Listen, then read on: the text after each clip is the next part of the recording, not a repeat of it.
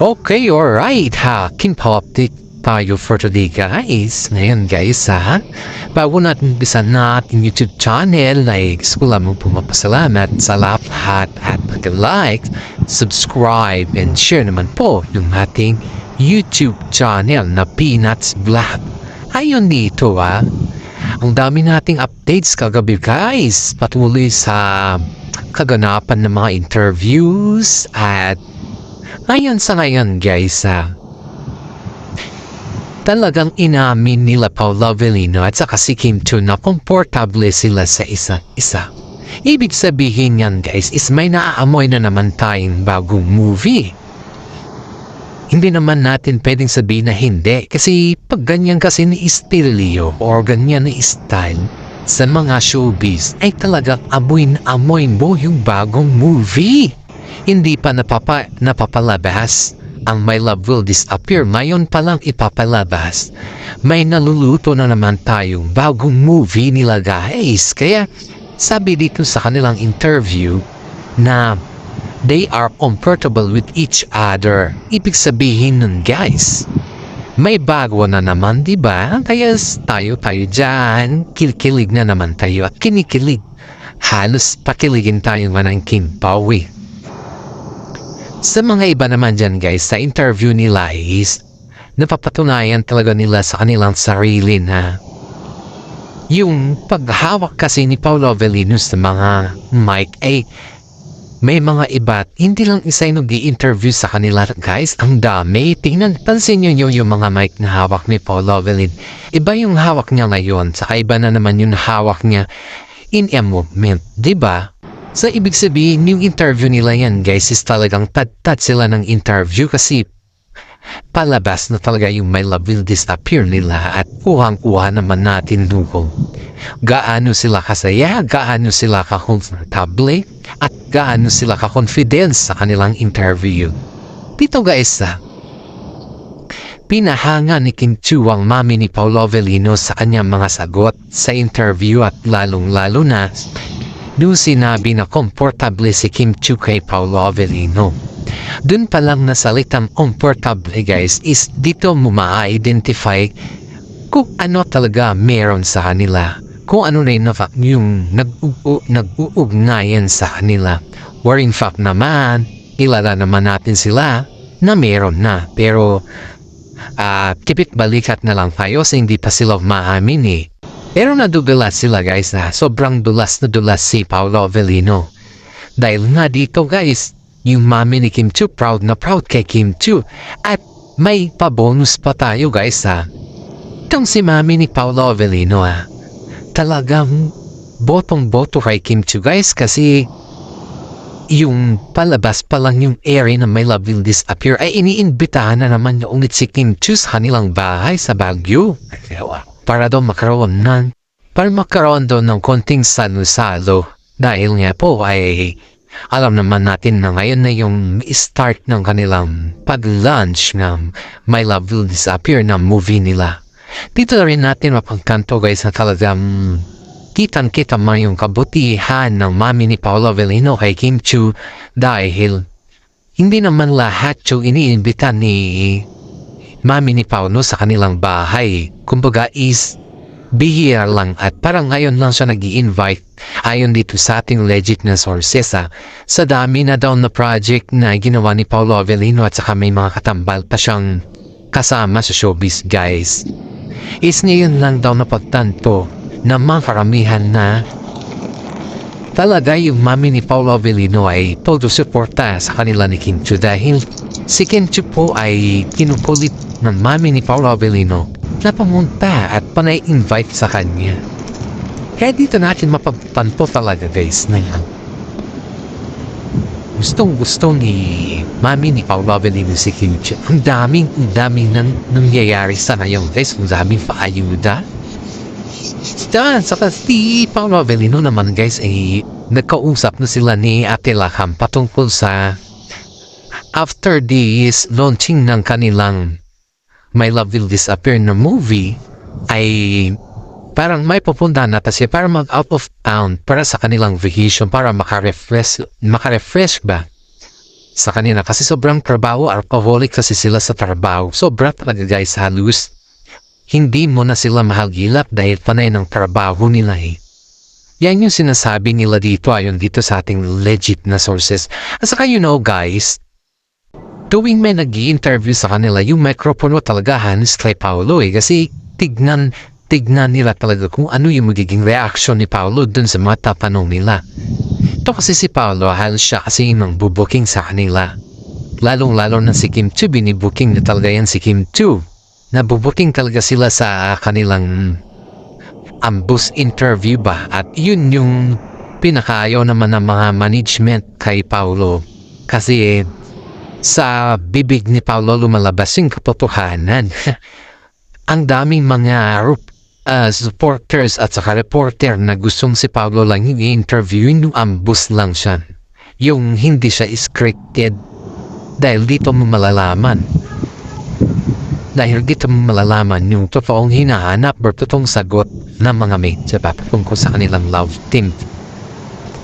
Alam nyo guys, si Paolo din po ay hindi na siya mahihain sa ngayon dahil panay naman din ng media niya sa ngayon, panay na din ng sagot-sagot niya sa mga media at saka panay na din ng interview niya at panay na din ng mga hosting niya sa media guys. Yun napapansin natin kay Paolo Avellino sa ngayon na yung talagang makikita mo yung angas niya na sa ngayon.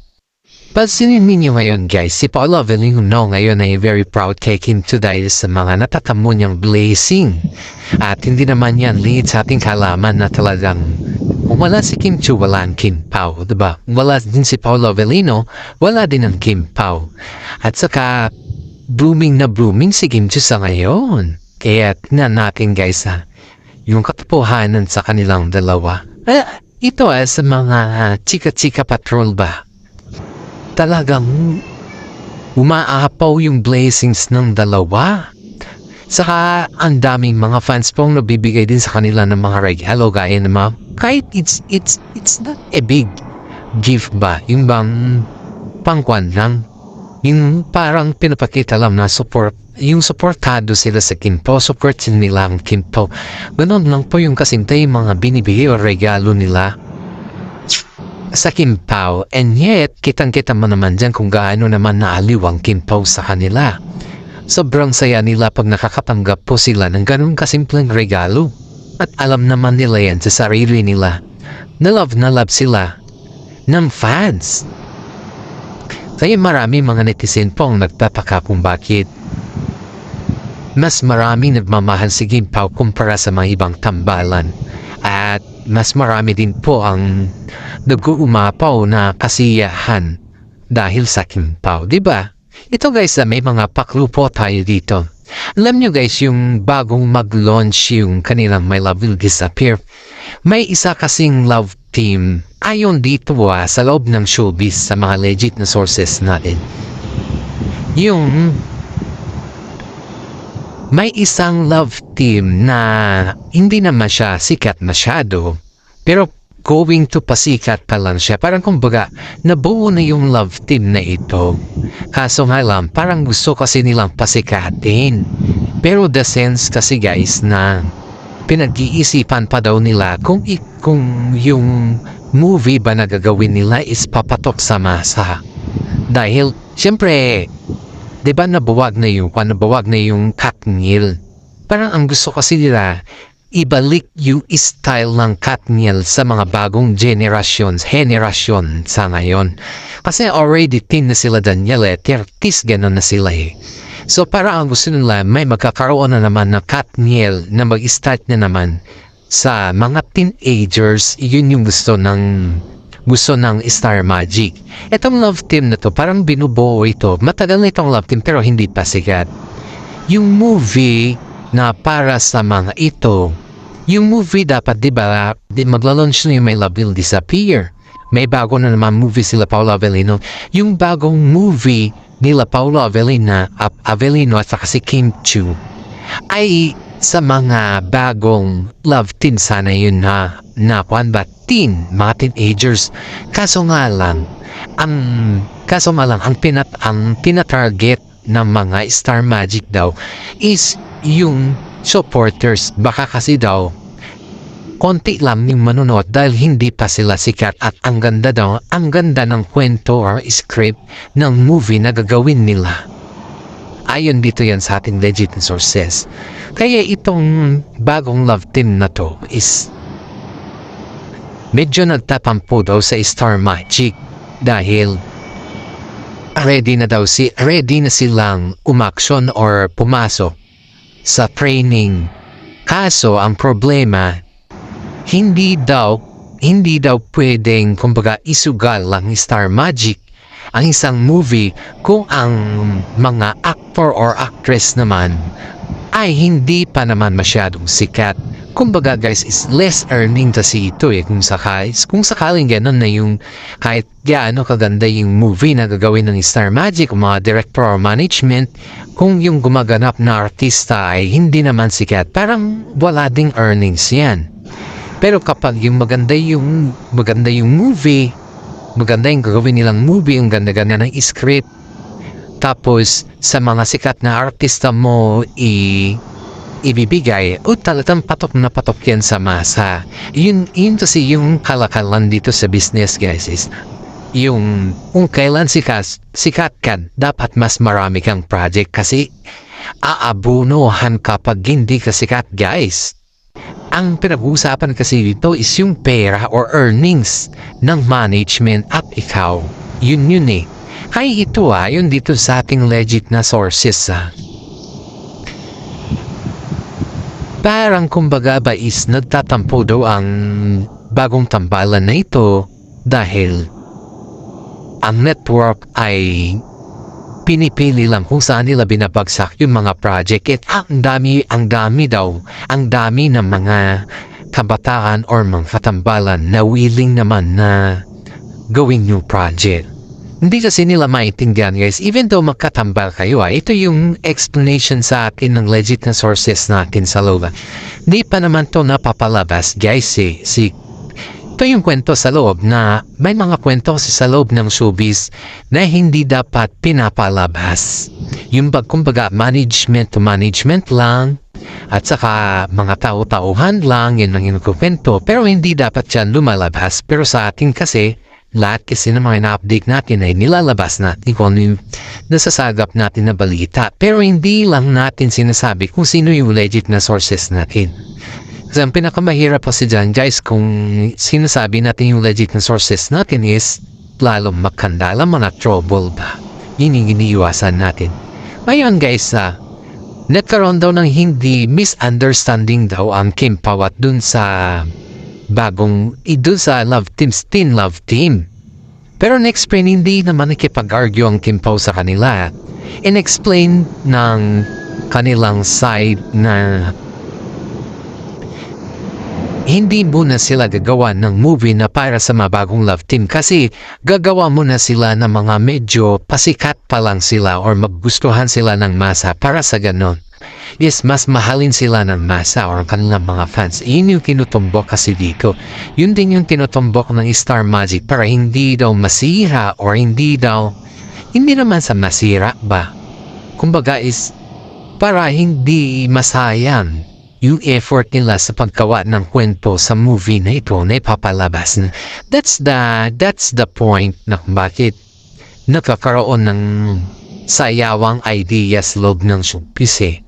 Ang sayawang idea kasi guys is mini mo kasi yan. Kung titignan nila kung saan hangganan yung kasikatan mo at sino yung nagmamahal sa'yo, marami bang fans? Sikat ka ba talaga? Ano ba yung klaseng sikat meron ka? Mahal ka ba ng mga fans? Yan kasi mga category guys. Kung ikaw ay gagawa bilang isang director or scriptwriter na isang movie, talagang ang pinatarget mo dito is yung mga sikat na artista na mahal ng mga masa.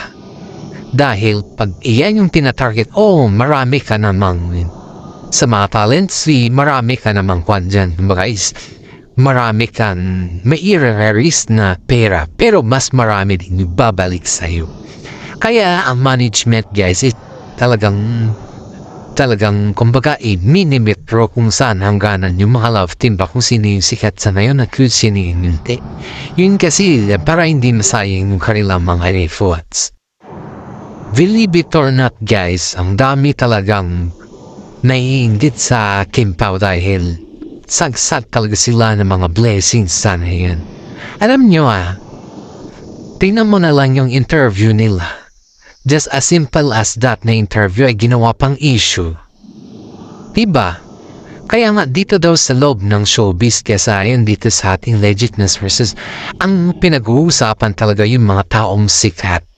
At yan din yung mga gusto nilang parang hihilain pababa. Sabi nga ng karamihan buti na lang hindi daw pumapatol ang Kim Pao sa kanila. Buti na lang din daw mabait ang Kim Pao.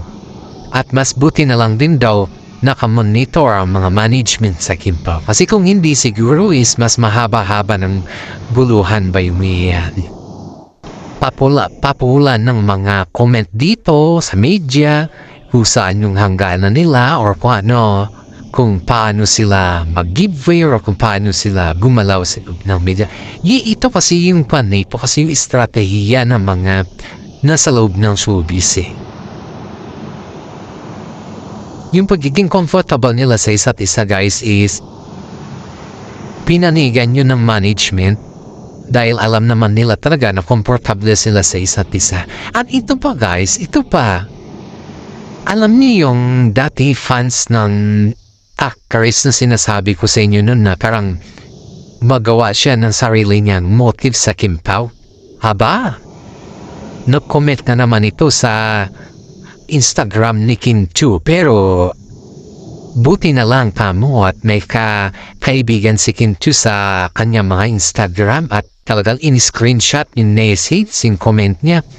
Buti na lang kamo dinilit ni Kim Chu yung Instagram niya. Ganon talaga ka-concern yung mga fans kay Kim Chu guys kasi ayaw nila makarinig na makakaiba para sa kanila dahil masasaktan din sila Kung ikaw kaya yung pagsabihan ng gano'n na hindi mo maintindihan, di ba? Itong si Paolo Avellino din guys Pihikan lang ito sa media Pero nung naging sila ni Kim Chu, tignan mo naman kung gaano na siya gumalaw at paano na siya gumalaw sa lahat. Yan yung mga estratehiya na hindi mo maika-counted sa mga iba na talagang swak na swak sila sa iba ba. Talagang makikita mo, magagamay mo ang lahat sa kanila. Expect and unexpected nga yung term sa kanila dito Dami mga netizen guys ang nag-aabang na naman sa kanilang bagong movie at sana alam natin kung yung natin mga tinutumbok dito. Wag na natin namang ibas ang Kim Pao dahil yan po ay nakakasama. Sa mga fans natin dyan, na mga elderly, mga sumusubaybay sa ating YouTube channel, paki-like, subscribe, share naman po ang ating YouTube channel guys kasi kayo na lang po yung nanonood sa akin. At yung mga iba kasi ay tamad manood, ewan ko kung bakit at anong nangyari sa akin. At hanggang dito na lang po ang ating YouTube channel. Maraming salamat at God bless po sa ating lahat.